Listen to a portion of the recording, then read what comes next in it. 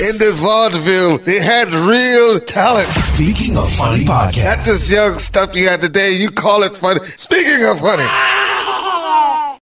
Well, while you look that up, so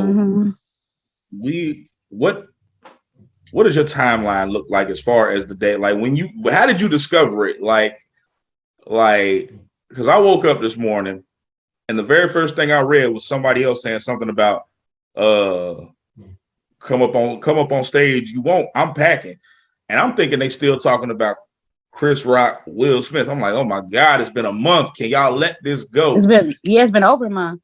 Then I seen somebody else that's like, man, the way they left dudes up. So I'm like, what is going on? And the more I go down my timeline, then the pieces finally fit.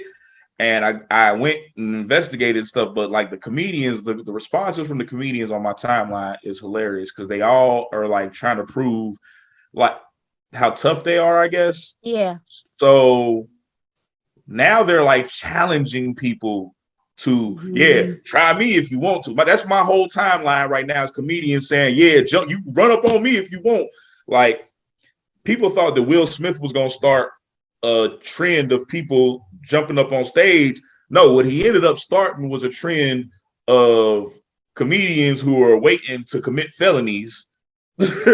Right. You know, so now they're going to start antagonizing the audience. Now we're going to start getting more roasters and come on up here then. Yeah. And so my timeline, okay, so I was up pretty late last night. I went to sleep about 3 or 4 a.m.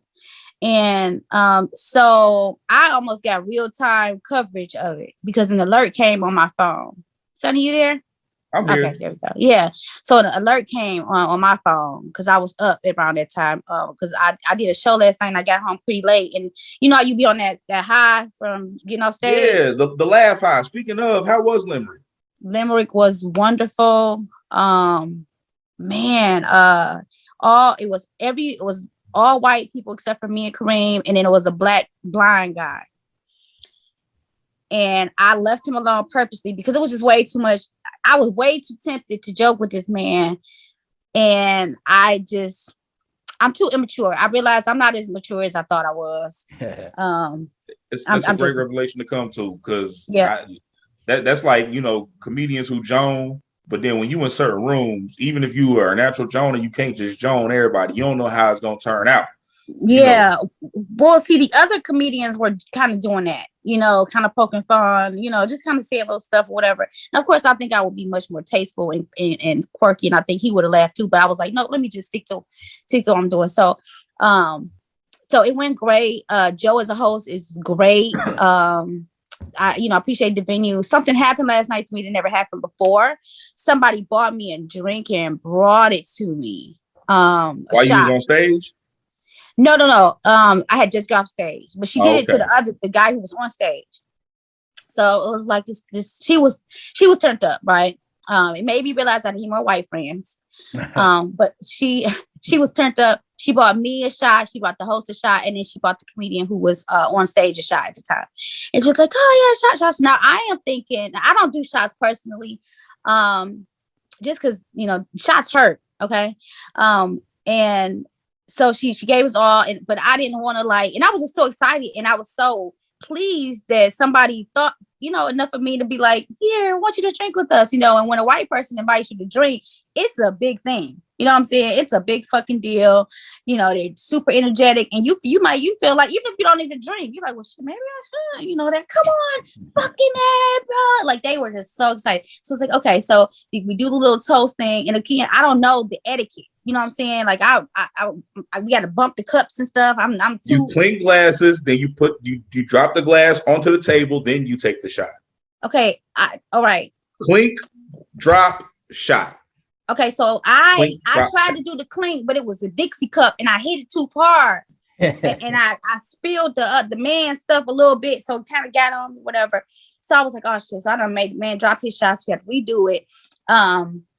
And then so we take it, and I'm like, well, I can just sip mine, right? So I'm sipping what I think is like tequila or something. Do you know that white people take shots of fucking whiskey? You ever took a whiskey shot? Well, I'm an alcoholic, so that's. Oh, okay. See, we on separate spectrums here. Okay, gotcha. Well, I had never taken a whiskey shot. I don't even know anybody who was taking a whiskey shot. Yeah. It almost killed me. It almost killed me. I felt like my esophagus was burning. I grabbed the table, like clenched the table with both hands. I was like, I feel like I was on, on the cartoons when the smoke comes out their ears and stuff. Mm-hmm. That is literally how I felt. And I'm sure that's how I looked. I was like, oh my God, I'm about to snatch this wig off. It was bad. Mm-hmm. And so Kareem's like, he told me not to drink it. He looked me in the face because I had already had a little drink, and he said, "Babe," he said, "I'm just saying you're happy." He said, "Don't drink that." I'm like, but my white friends, these are my new white friends. I can't let my new white friends down. And he's like, I did it anyway. And so he's trying to feed me ice. I'm like trying to, drink ice. It was just awful. That part was awful. But I learned, two things that, I cannot drink with white people. White people drink whiskey, just for fun. Yeah. Yeah. So, but other than that, it was great. What was the second thing? Hold on. Wait. You only told us one thing. What was you learned two things? What was the second thing? You can't drink with white people. What's the second thing? Oh, that white people drink whiskey for fun.